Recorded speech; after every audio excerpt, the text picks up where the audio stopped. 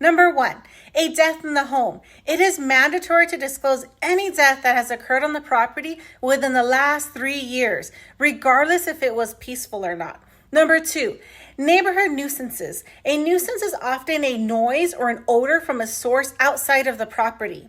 Number 3, hazards. California law requires sellers to disclose the presence of hazardous or toxic waste. Number 4, HOA information. Associations generally impose monthly fees on homeowners, and they can also impose rules on their membership that a prospective buyer may or may not find acceptable. Number 5, repairs.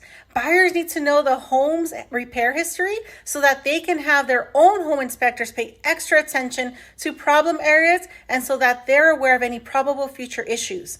Number 6, water damage. When water gets into where it shouldn't, it can cause damage to personal possessions, undermining the home structure, or even creating a health hazard by causing mold growth.